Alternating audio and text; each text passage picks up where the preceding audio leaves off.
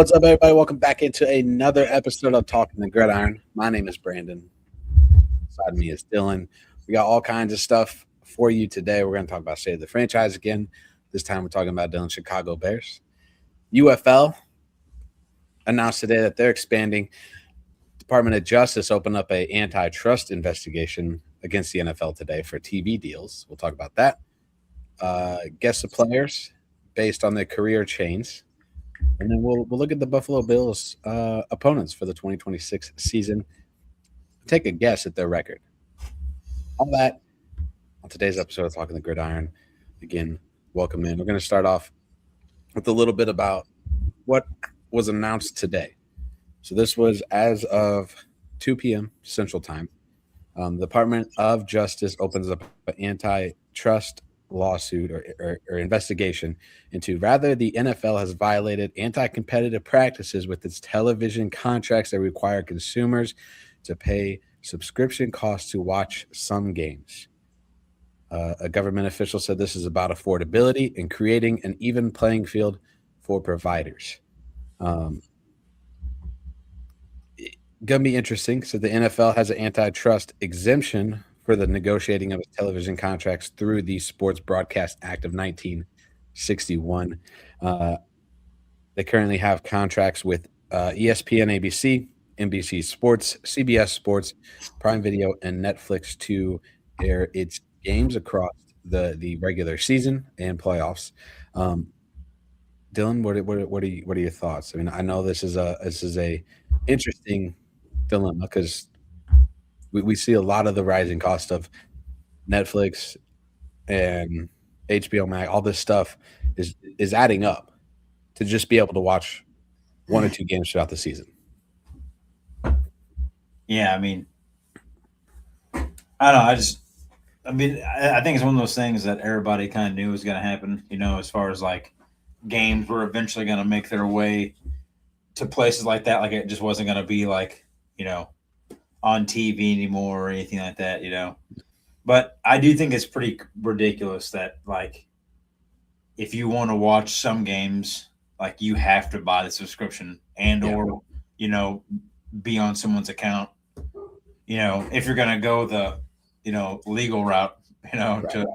to watch these, to watch some of them. Obviously, it's not, a majority of the games, but still. I think even one's too many. You should just be able to watch the games, on TV. Now, obviously, it's not like every single game is on TV all the time, Right. But I just think having to pay for subscriptions just to watch certain games, I don't really necessarily agree with that. Yeah. I mean, I do it anyways because I love football and I want to watch all the games. Yep. But yeah, I mean, even like NFL, what's it called? Not Red Zone, but what's it called? I can't think of it, but I know you're talking about. I can't think of what it's called though. it's like a season pass for football, basically. To watch all the, to watch it. You can watch every single game, and I mean that's like $300+. Somewhere in that price range. If it's not more expensive now. So I mean, like a lot of people. I won't say a lot of people. I know myself. I have like YouTube TV, and I have the Red Zone package added onto it. And I mean, it's like Sunday ticket. Sunday ticket. It's like not. It's like $90 a month. Yeah. $89 a month, $9 a month for like YouTube TV, and like the Red Zone package. But I think like, yeah, just the fact that you have to have like HBO Max or Hulu, or like Peacock or Netflix to watch like one or two games, because like they're specifically for that, provider. I think that's kind of crazy. It is a little ridiculous. NFL did respond to this antitrust investigation too. We said the NFL's media distribution model is the most fan and broadcaster friendly in the entire sports and entertainment industry. With over 87% of our games on free broadcast television, including 100% of games in the market of the competing team, unless it's on Netflix or Prime Video. I mean, I get why they do it. I mean, they're getting paid, right? Yeah. But I don't know. I just don't necessarily agree with like holding out games, to like, that are directed to like certain providers, and you can't watch those games unless you have, unless you get those guys, or, Mhm. um, have someone's account or whatever. Right. Yeah. So every streaming service, I'll just go through this list really quick. Every streaming service, and then we'll move on. Every streaming service needed to watch every NFL game in 2026. It's Netflix, $9 a month. Prime Video, $15 a month. NFL Network is available at cable or a streaming subscription. Peacock, $8 a month. Fox is a cable or streaming subscription. CBS, cable or streaming subscription, which I think you can get. I think CBS is no, that's not Peacock. It's NBC. ESPN Plus, $12 a month. Paramount Plus, $9 a month. YouTube TV, $82 a month. Or Sunday Ticket is $480 a season. Okay, so 480, yeah, all right. Yeah. So you add all those up, it's like $1,000. I mean, it ended up being over $1,000 for the whole season. Yeah, it's pretty crazy. It's pretty crazy. I mean, I don't think it'll ever go away, but it's still pretty crazy that you have to have like certain subscriptions to watch, certain games. Otherwise, you can't see them. Like those Thursday night games. Amazon Prime. That's a perfect example. Yeah. There's some Thursday night games that you literally can. I remember when they first started. I mean, you literally can't watch the game if you don't have Amazon Prime. Right. It's kind of crazy, but I mean, it is what it is. I think everybody knew that this was the route it was going to go. Eventually, and the foreseeable future, I only see like, more and more games being added every time. Right. Maybe not like a bunch, but like handful more every season. Mm-hmm. Especially those international games. I'm surprised they haven't put those more on a streaming service exclusive to try to get more views and get, kind of like, just more views because Yeah. Anyways, it's all crazy, and the MLB has the same issue.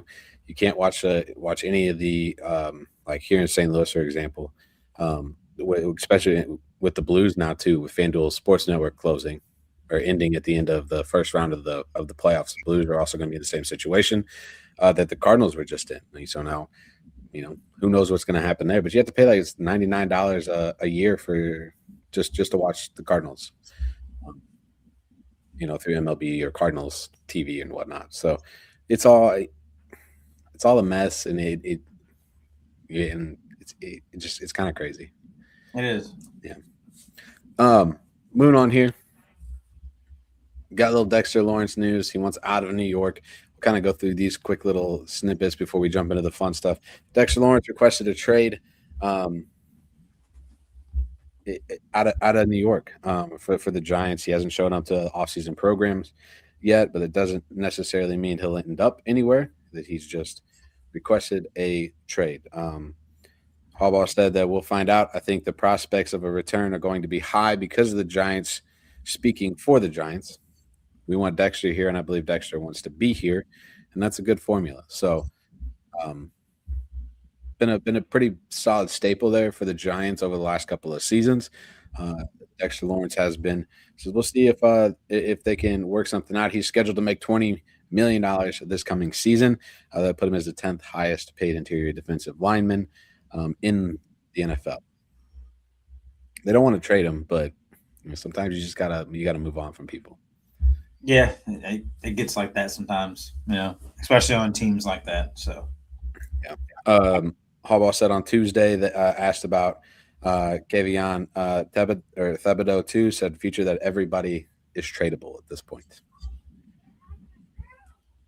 So I think that'd be a little bit of a mistake to trade him. I mean, yeah, it's it would probably be a mistake, but at the same time, I mean, it's the Giants. So, I mean, I wouldn't be surprised, but yeah. I personally think that they'll be okay. I think they're moving in the right direction. The Giants, yeah, for sure. They're definitely. I think Jim Harbaugh is going to, Jim, yeah, John, yep. Is going to help that team out more than they realize. Yeah, they could have had. I think they could have had a decent season, a better season last year if they would all stay healthy. I mean, you lost Scatterbo, you lost Malik Neighbors first handful of games. You were without Jackson Dart for a couple games too. Yep, and then Cam Scatterbo dislocated his ankle, and he was out the rest of the season. Then Malik Neighbors tore his ACL, and he was out the whole season. They lost. I mean, they lost.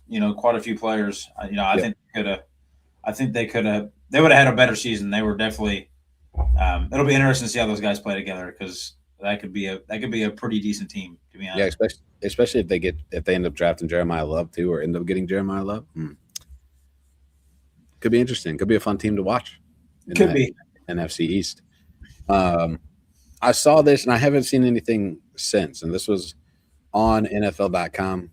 So Kyle Pitts is going to sign his franchise tag and then he's going to show up to mandatory workouts. Probably the most disappointing so far is in an early NFL career.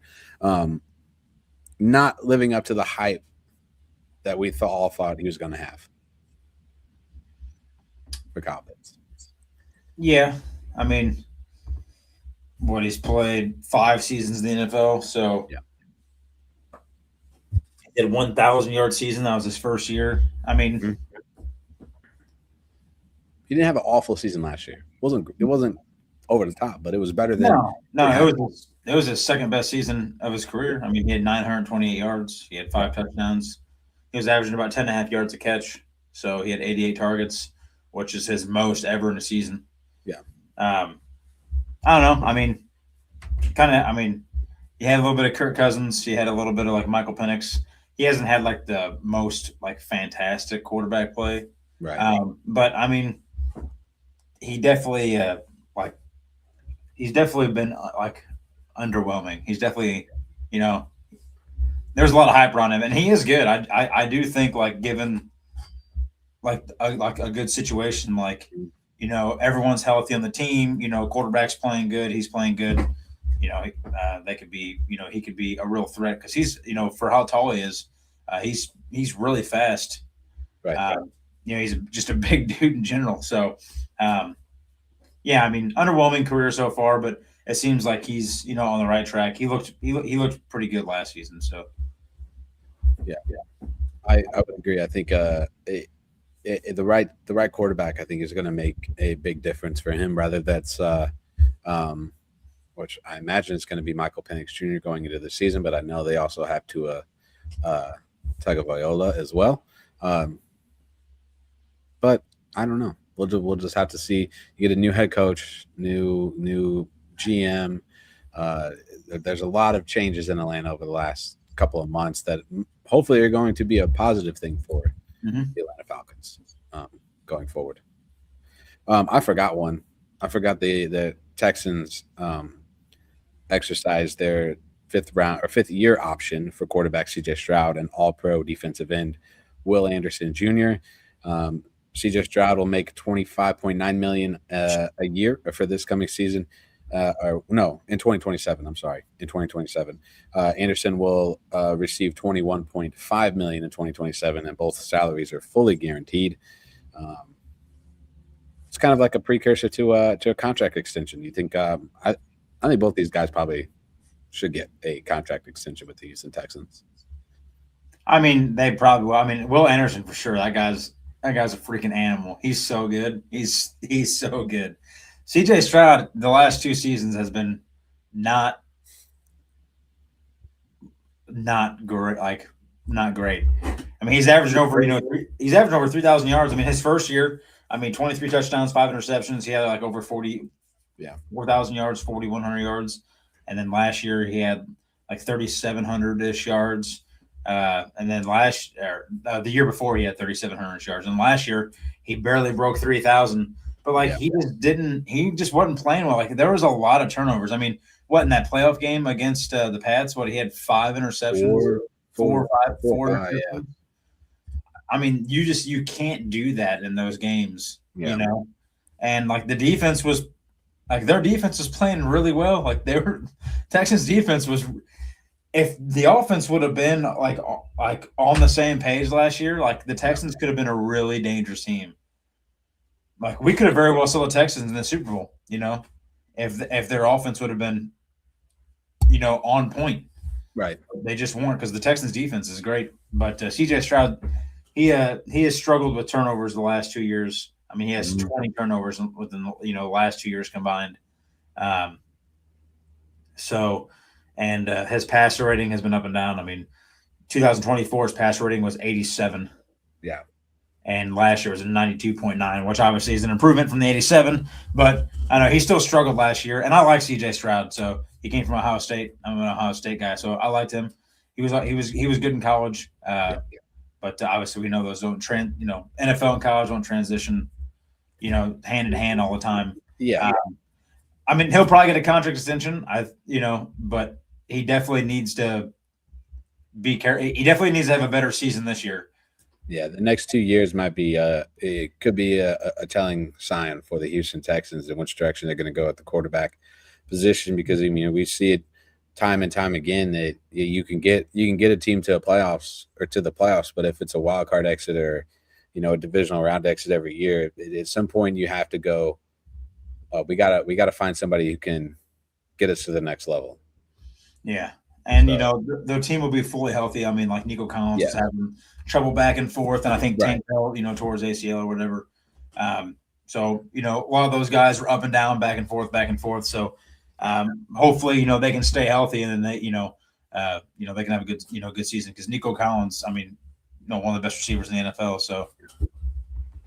Yeah. Speaking of pretty solid receivers, we're going to talk about your Chicago Bears here in a little bit. And rather not, Luther Burden is set out for a breakout year in 2026. But before we get to that, let's play a little game. That's something new for us here. So I have two players here. Both of them are wide receivers. Okay. Guess either or both of these players based on their career change. So the first guy, New York, Cleveland, then LA, Baltimore, Miami. Okay, well, the bottom guy is definitely AJ Brown. It was an easy one. I didn't give you an easy one. Definitely AJ Brown. Yeah. The top one. New York, Cleveland, the Rams. I know who it is, but it's because I put it together. But so he played started his career in New York, okay, then went to Cleveland, then LA. The last two teams are probably the least significant of his career, but the first three probably say made more of an impact for those when he was there. Is it like from this past year? He's not a current player anymore. When did he retire? 2024.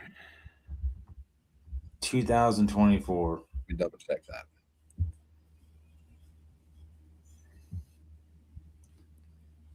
Oh, okay, yeah.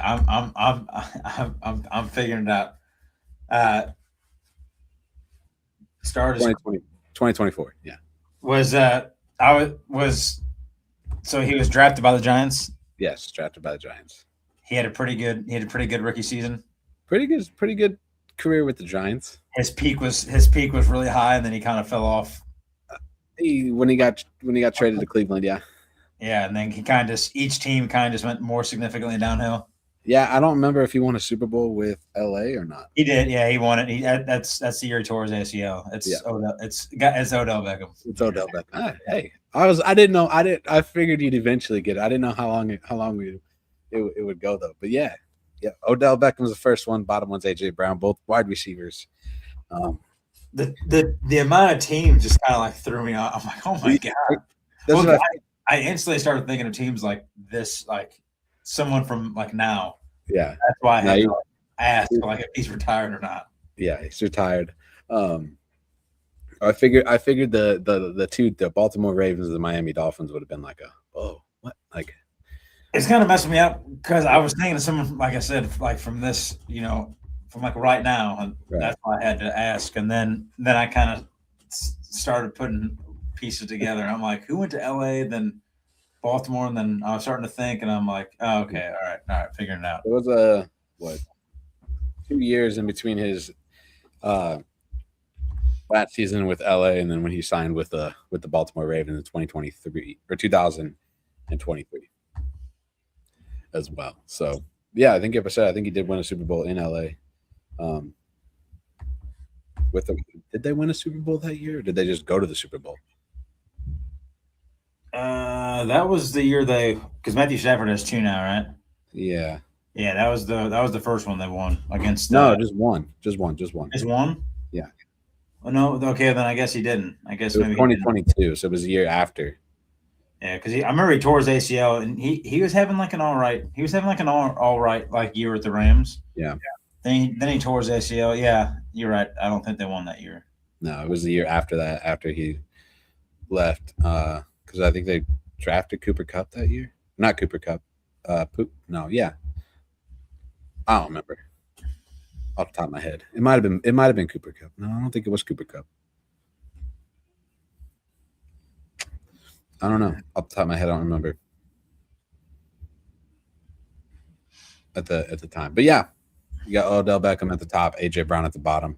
I considered putting an arrow and then a question mark on the other side of the Eagles because AJ Brown's name is getting brought up even more this week about a trade destination in some of those spots. But hey, good job.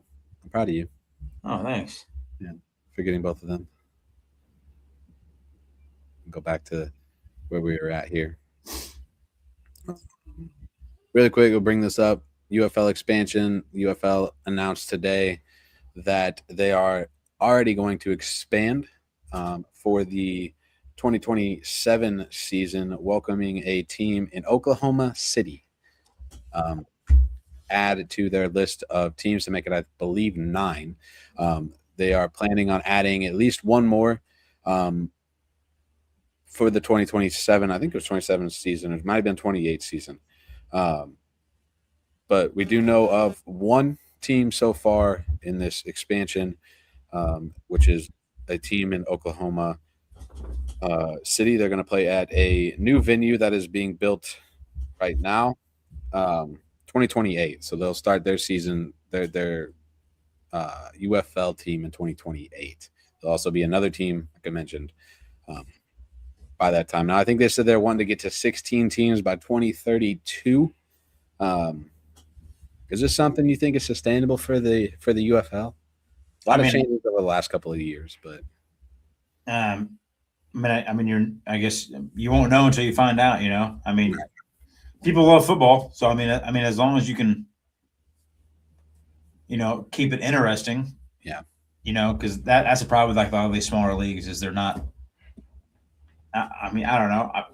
Maybe they're not as high paced. Maybe they're not as interesting. Yep.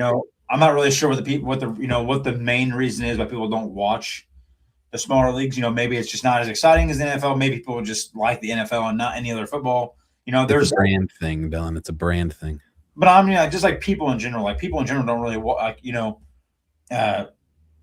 like that's why like a lot of these leagues have failed. Yeah, that's why the XFL failed the first time. It just wasn't. And COVID, that didn't help. It wasn't like a something that people were watching on a consistent basis all the time. Right. Even though it was great, and the XFL is great now, and I hope the UFL turns out just like that. I hope it can sustain itself and keep growing, and that way maybe from now on we can have football all year round and never have to take a break from not watching football. So yeah. I think it'll be an exciting thing. I'm really curious where the second expansion team for the 2028 season is going to be. I know there's a lot of chatter that people want the Michigan Panthers to come back with Detroit building a new soccer stadium in the city of Detroit because that's where a lot of these teams are looking or are playing now. The only ones that aren't playing in a soccer stadium are the St. Louis Battlehawks, which I mean. You're going to put out 30,000 people every week, every time there's a game at the Dome. You can't move away from that. Yeah. At the same time. Oklahoma City's new stadium just hold the capacity just over 10,000 people. So see how it goes. Oklahoma City likes football. They got the Sooners. I think there's another team. There's Tulsa, but there's also a indoor football league, I believe. Indoor football team that's a pretty prominent team, I believe. In that area too. So we'll see what happens. Now let's move on to we'll move on here. Just revert back. Yeah. I was right the first time. He did win a Super Bowl with Los Angeles. It was against the Bengals. So he was part of the team. Yeah. Yeah, he caught the first touchdown in that game. And he tore his ACL. In that game, he tore his ACL. Gotcha. Yeah, but he does have one ring. Yeah, it was when they. I guess that would make sense because he signed in the 2021, but he was there till 2020. Okay, yeah. That's when they beat Joe Burrow and the Bengals 22-20. Yeah, that's right. So he does have one. Yeah, good for him. It is good for him. You ready to talk about your Bears? Sure. Since we got just obliterated by the Seattle Seahawks fan base last week for not knowing enough about the Seattle Seahawks.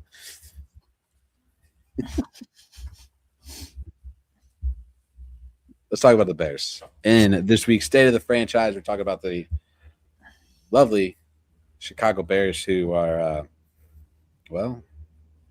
trying to figure out where their stadium is going to be in a couple of years. Rather it's going to be in Indiana, or they're going to stay in Chicago, or are they going to stay at Soldier Field, or nobody really knows. Soldier Field is. I think that's basic. I think that's pretty much out of the picture. I guess never say never, right? Yeah. I'll never say never, but from what I heard, like they're basically done. Like Soldier Field's like that. They're moving on. They're definitely moving on from that. Like I said, never say never. I don't want anyone to I don't want anyone to say that I'm completely wrong. I guess they could always go back to Soldier Field, maybe renovate it, do updates, whatever. But from my understanding is that they're well over Soldier Field. They're ready to move on, build something new. As they should. I mean, most teams at this point are. You see a lot of new stadiums going in right now across the league in Buffalo, Vegas, Tennessee's in the midst of theirs. Cleveland's supposed to be getting a new one.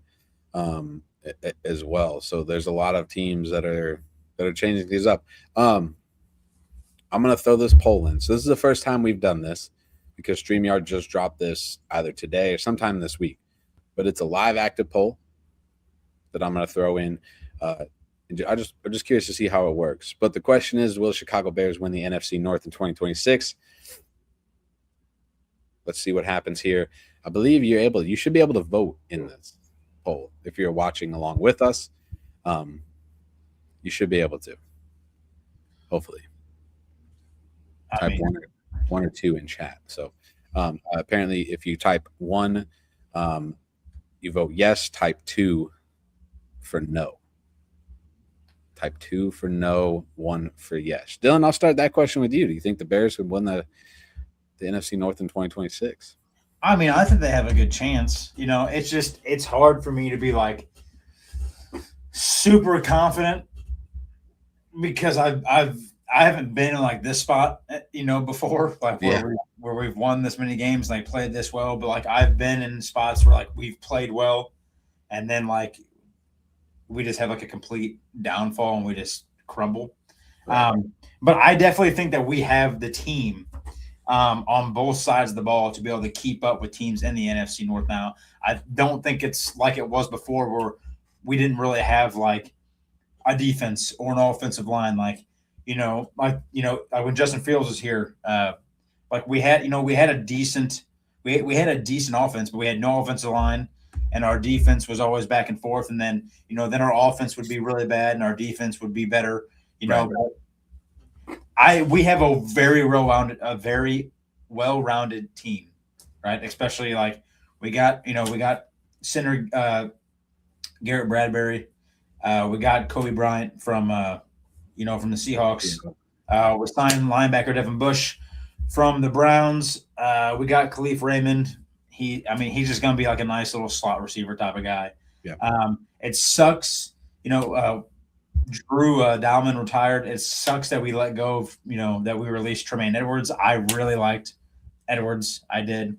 And then the DJ Moore, I thought that I would be more upset with that, with trading him. But I'm not because we still have a very high-powered offense. Yeah. And I'm happy that he went to a good team. He deserved to be on another really good team after the season that he just had. And as of right now, he's going to be the number one receiver, in Buffalo with Josh Allen. So, and you got Josh Allen as your quarterback.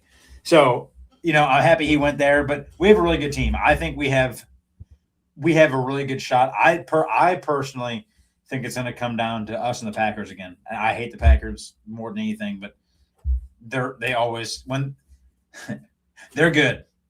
And if they wouldn't have been so injury prone this year, losing some of the guys they did, we might have not won the NFC. We might have not won the NFC North because they lost a lot of guys to injury. For the whole year. And Jordan Love was playing really good with the guys that he had. Yeah. So I'm gonna say 50-50. I'm always gonna say yes, but I think realistically it's 50-50, right? Yeah. I think that division is gonna be tougher than I think we are. I think we might think going into the 2026 season.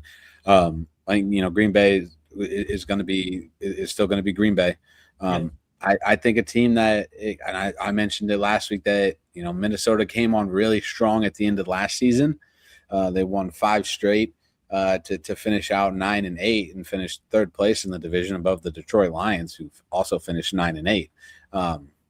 So I think that division is going to be fun to watch. Do I think the Bears could win it again?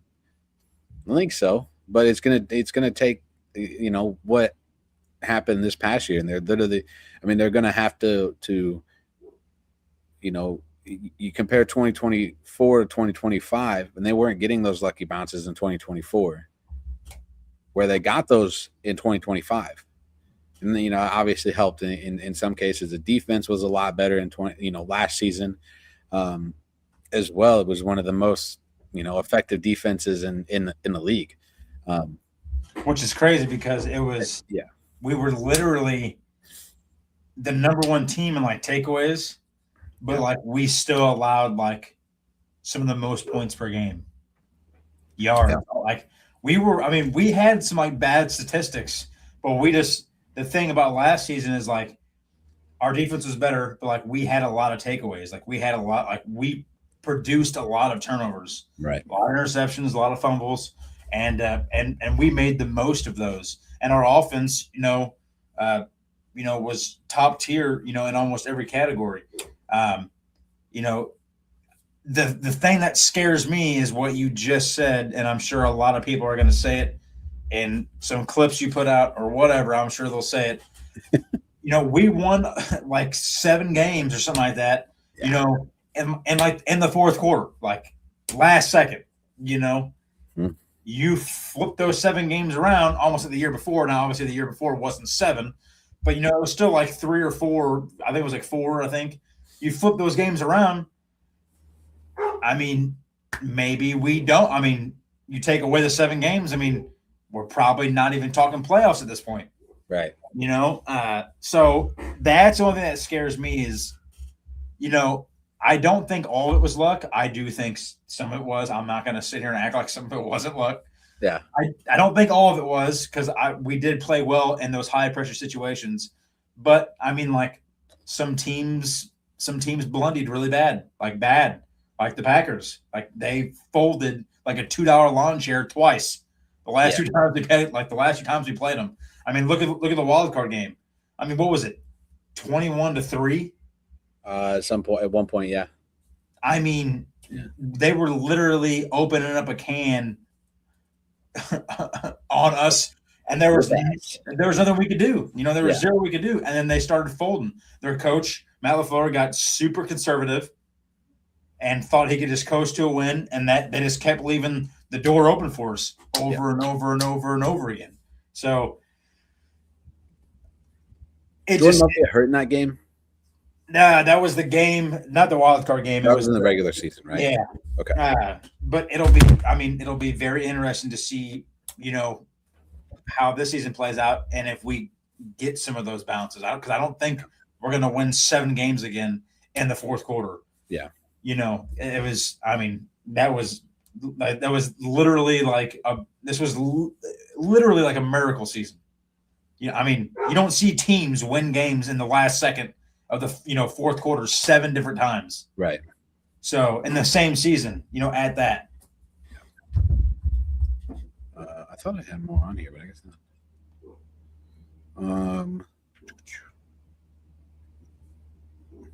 I guess not.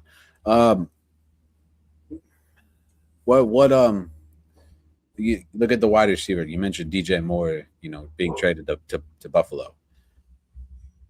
What who are you going to put more trust in? Luther Burden? You think he's going to have more of a breakout year? Or are you going to put that trust in Roma Dunze to be the lead guy for the Bears this season? I like Luther Burden. I think he's a playmaker. I think he's really good, and I think he started to come on at the end of last season,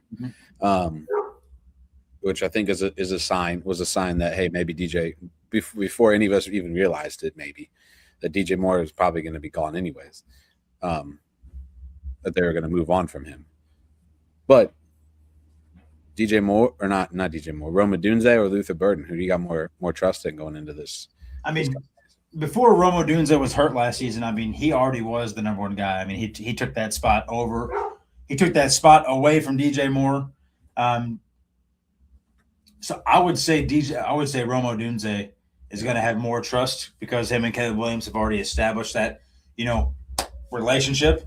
But Luther Burden is going to obviously have a more significant role. I mean, DJ Moore's gone. He's now, I guess depending on how you want to look at it, right, the number 2 or number 3 guy, depending on, where Colston Loveland's at, all game long. But Roma Dunze is the number 1 guy. Luther Burden, I'm super excited for him. He's going to have a bigger part this year with DJ Moore being gone, because the handful of games that DJ Moore was hurting out last year, I mean, that guy really stepped up. He stepped up. He's fast. He's big. He's got hands. He runs really good routes. And then obviously Colston Loveland, that guy's a freaking animal. But it's Roma Dunze. He's going to be the number 1 guy. Now, could it flip flop? I wouldn't say no, but I'll just say for the sake of what we've seen already so far, I would say Roma Dunze is the number 1 guy. Yeah, I would agree. I think they have a nice little 4-headed, really 5-headed if you want to count Caleb Williams in this mix. But when you have what's the running back's name? Monaghy.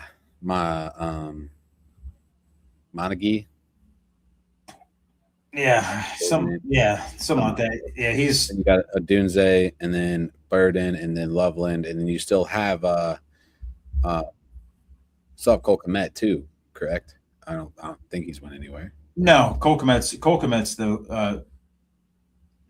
Kmet is still there. So I mean, that's a heck of a offensive. And then you still have obviously you still have DeAndre Swift too. So yeah. I thought he was retiring then. I don't know. Or he left. Did he not stay? I thought he was gone. No. How many wins? So I'm gonna pull this up really quick. I don't know if this is gonna take down anything else. Nope. The other thing is still up. Again, you can vote in the poll. 1 for yes. You type in the chat 1 for yes, 2 for no on if the Bears will win the NFC North in 2026. First time we're using this poll feature from StreamYard for the shows, and then we're probably going to continue to use it with different things and try to integrate it more into different shows across the network. So help us out, interact with us. We love talking with everybody when we can. So we're looking at the 2026 opponents for the Chicago Bears. Clearly, I mean, you have your 3 divisional opponents, home and away: Detroit, Green Bay, Minnesota. At home this year, though, they have Tampa Bay, who just missed out on the playoffs last year, Philadelphia, who was a playoff team, the Jacksonville Jaguars, who were a playoff team, the New York Jets, who were, well, it's the New York Jets, the New England Patriots, Super Bowl runner-ups last year, and then the New Orleans Saints, who honestly were playing possibly the best football of any team at the end of the season last year, outside of maybe Seattle. Away, you got your three typicals. Then you got Buffalo, who's a playoff team. You got the Dolphins, the Falcons, the Panthers, who are a playoff team, and the Super Bowl champion Seattle Seahawks. It's not an easy 2026 if you're looking at that schedule right now, or opponents at least. Mm-mm. Possibly one of the toughest schedules in the NFL for next year. I think they're all tough at this point in time. I think it's hard to differentiate who has a weak schedule, who has a tough schedule, because you really don't know how good a team is going to be until you see them in, week 2 or 3. Yeah. But just looking at this, comparing it to last year, this sucks. I mean, we didn't have an easy season last year either. So let's see. I mean, I think we started off with the Lions last year too, first game, and they just absolutely whomped us, I think. Yeah. And I don't think they haven't released the actual schedule yet. It's just the opponents for next season. I don't think the schedule is out yet. Won't be out till after the draft or the day of the draft. But let's see. I think we let's see. I'll take one from the Lions. I'll take one from Green Bay. I'll take both from Minnesota. Okay, so that's 4 wins. I'll take Tampa Bay. Okay, 5. I'll take the Jets. Okay, it's 6. I'll take the Saints. I'll give us 7. 7. I'll take the Dolphins 8. I'll take the Falcons 9. I'll take the Panthers 10. Okay, and then I think we probably drop one to. We always drop one to Detroit. Yep. We'll definitely, as much as I don't want to, we'll probably drop one to Green Bay. Yeah. I hate that. I think we probably drop the Bills. In Buffalo. Yeah. Yeah. I mean, I'm not saying we couldn't beat them, but I think we'd drop it. We probably drop to the Seahawks. And then I'm going to say, God. So I got the Eagles and Panthers left. I'm going to say we're definitely going to win one of those. I think playing the Eagles at home helps. It's not at Philadelphia. Yeah, but I'm going to say I want to say we'll beat the Eagles because my brother's an Eagles fan, and that would just make me feel good. But I feel like they're gonna be they'll fully be healthy and fully ready to go. Yeah. I mean, obviously, I don't know when we're gonna play them. I'll say we'll drop to the Eagles and we'll take the Jags. So Okay. 11 wins. Is that 11 wins? Yeah. So 11 and 6, 11 and 5, 11 and 6. Now, could I be wrong? Could we take the Eagles and take another one from Detroit or Green Bay? Absolutely. I mean, then you're looking at 12 or 13 wins. Right. So, but I'm trying to be optimistic. I think 11. I think 11 is a good number. Yeah, that's fair. I think that's fair. I think you could get both from Minnesota, depending on what kind of a team Minnesota is. I could also see them splitting the division in general, 3-3 in the division. At the same time, I think they beat Tampa Bay. They should beat the Jets. And they should beat the Saints. Should beat Jacksonville, Philadelphia, and New England are question marks. To me at least, depending on what if New England adds AJ. I mean, I don't know how much of a difference AJ Brown makes for New England, but I don't know. That's tough. Buffalo, I think, will be a loss. Should beat Miami, should beat Atlanta, should beat Carolina. And then probably put up a fight against Seattle. But I don't think in Seattle, I mean, that's tough. You're playing four teams that have really good crowds of Green Bay, Carolina, Seattle, and Buffalo. Yeah. I mean, that's tough. It is. On the road. But hey, like you said, who knows? Who knows what happens? That's the fun part about the NFL season. But you got them going 11 and 6. I would agree. I would say 10 and 7, 11-6. I think the ceiling for them, I think, is 13 wins. I think they could easily get 13 wins at the same time. Yeah, same. I think we could walk away with 13. But I could also see him only having 7. Let's relax. Relax. All right. Just still riding the high of the season, so let's relax. Just saying. I got a question here. Let's see how this works. What do you guys thoughts on if they move to Indiana? It's not any different than the New York Giants and New York Jets playing in East Rutherford, New Jersey.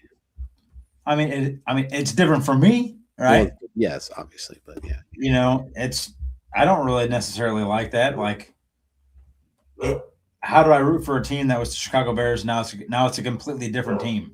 Yeah, they're still the same team. They're just in a different. No, they're not. One's the Gary Indiana Bears, and one's the Chicago. They ain't gonna change the name. They'll say Chicago Bears. The NFL. They will not. You can't be Chicago when you're in Indiana, bud. How can you be New Jersey, or New York, but you're playing in New Jersey? This is also very true. How can you be San Francisco when you're playing in Santa Clara? This is also very true. I just don't think Chicago move to Indiana. I just don't think you can keep the same name. Yeah. I'm not saying they won't, but the Indiana Bears that's kind of stupid. Yeah, I agree. I don't know. I don't think that they should move to Indiana. I think Illinois is definitely. I mean, I'm not going to get super political, but Illinois definitely is not. They're not very user friendly with the Bears right now. Yeah. Hammond, not Gary. Okay, yeah. They're not very user friendly with the Bears right now. I mean, the Bears don't even necessarily want a whole lot. Like, they want like the state to like help pay for like infrastructure and like things of those types, like roads and stuff around the stadium. Yeah. You know, it's not like they're asking for you to build them a brand new stadium. Right. Right. Like, they're not asking like, hey, give me like $1 billion and we'll pay for the stadium. Like, they're just asking for like the roads, the infrastructure, the parking lots, like help with those things. And Illinois has shut it down many a times. So it's just they don't want to pay for it, right? Like, Illinois doesn't want to pay for it. They're going to want the Bears to pay just an absurd amount of money to them a year without helping them, period. So it's just, I don't know, if Illinois doesn't figure something out, I wholeheartedly believe the Bears will move to Indiana. Like, it won't even be a question. They'll be gone. Because Indiana have already passed a bill through through their Congress or through whatever, like their state that basically that they would do what Illinois is not going to do. Yeah. Like, they would help pay for this stuff for a stadium to be built there. So like, Indiana is like, they're like, come on, we're ready now. We're ready. Yeah, they're ready to get it done with. The Bears are doing everything in their power. So I don't think this is a bad. It would be an awful. I don't think $200 million a year is a little much, but at the same time, yeah. But you can't want them to pay $200 million a year in property tax, but then you don't want to help them with infrastructure or parking lots or sidewalks or roads or anything. I mean, that's a lot. Basically, you're going to pay, like, what Illinois wants is you're going to pay all this property tax. We want to give nothing. We want you guys to build everything, and then you guys just pay the state. That's basically what they want. Right. Yeah. But said I don't think it's a. I don't think. I mean, I said $200 million is a lot. Yes, and that's why I said $200 million is a lot. For just property taxes. If it was 200 million for property taxes, upkeep of roads and maintenance and all the other stuff around the stadium. Yeah, sure.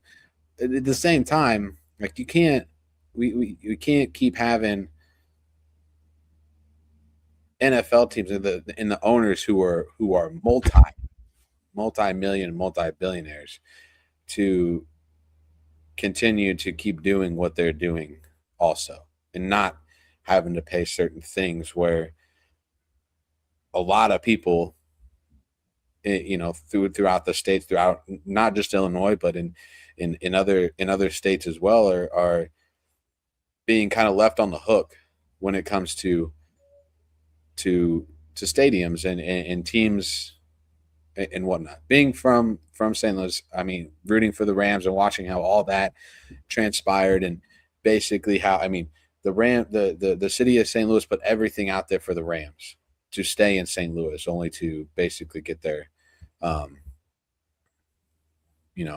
of stabbed in the back at the same time. But No, I mean, these teams make so much money. There's no reason they should. There's no reason why they shouldn't pay for certain things at the same time. no, and I get that. I get like had the pay stuff, but like flea markets, right? Like no other team is gonna like. They're talking like $100 million plus in property tax was like the final number I saw. So I mean, like that's a lot. I will agree. That's a lot. yeah, I mean, like the Rams pay 8.8 million, right?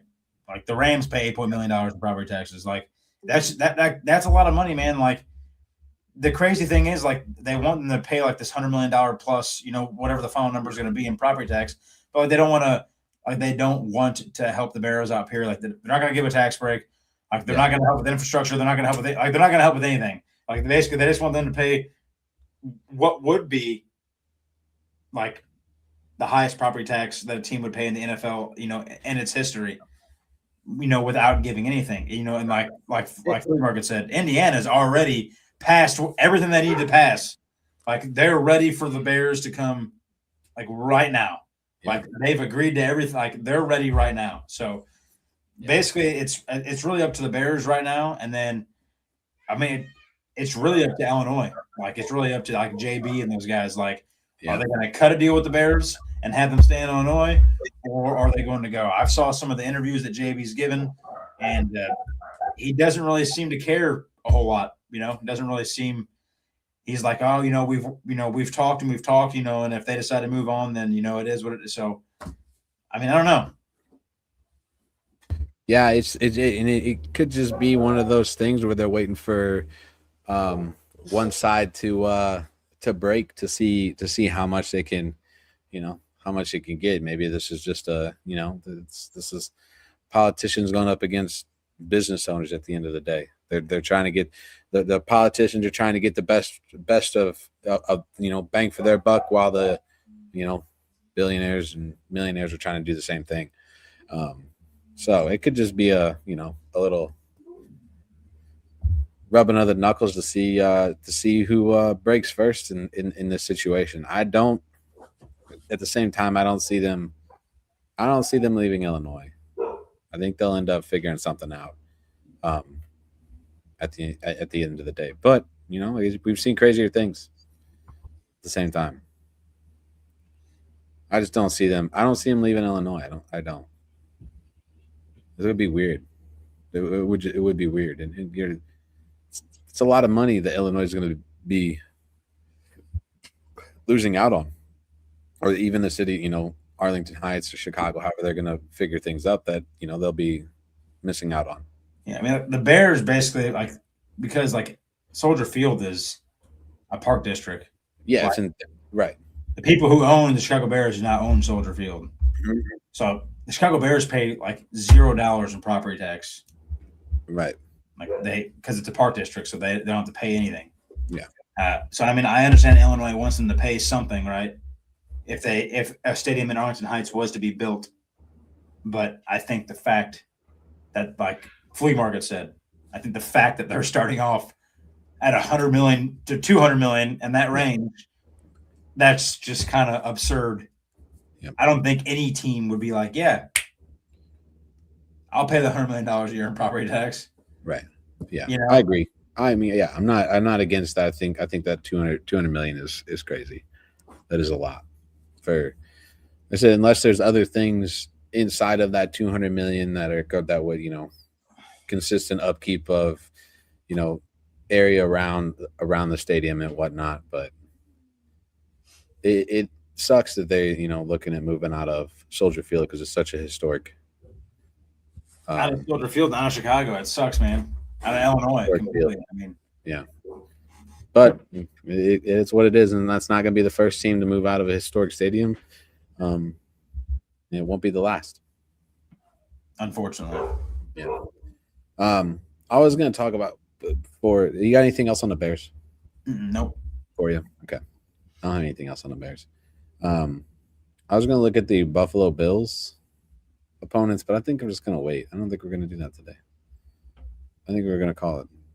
I think it was a good show. Any final thoughts? Oh, they did announce who's going to be at the draft, by the way. Do you want to know that really quick? I think it's the first time since Trevor Lawrence that meant like the number one pick's not going to be there or something like that. Mendoza's not going to be there. I know that. Mendoza's not going to be there. Like you said, yeah, which is crazy. You're the first overall. You're the first overall pick, no matter what. Like unless something crazy happens. David Bailey's going to be there. Reuben Bain Jr. Masoon Delaney will be there. Caleb Downs. Keldrick Falk. Colton Hood, defensive back out of Tennessee. Mekhi Lemon's going to be there. Jeremiah Love. Caden McDonald from Ohio State, defensive tackle. Caden Proctor, big dude from Alabama. I don't know if you've seen Caden Proctor play. That guy's so big, dude. He's a big dude. Crazy. Arvell Reese, Ty Simpson, Sonny Styles, Carnell Tate, and Jordan Tyson, who all are committed to the or accepted their invitations to the 2026 NFL Draft in Pittsburgh on April 23rd. So just about 2 weeks away, give or take. 2 weeks away. Of course, Ohio State, it's about the only time they can get any trophies or anything right now is if they have the most attendees with 5. That's right. Because they can't win anything else but that. All right, let's relax. No, just kidding. They'll be fine. They'll be fine. Fine. Wrap things up here today. If you tune in with us, appreciate it. Thank you for joining us in this exciting adventure of Talking the Gridiron. Added some new things and guess the player. Dylan got 2 for 2 for this week. Go ahead and take your shot at it. See if you can figure it out before Dylan does in the replay of the video as well. State of the franchise, talked about Chicago Bears. We'll see you back next week for a new episode of Talking Gridiron. My name is Brandon. That's Dylan. And see you later. Have yourself a great weekend.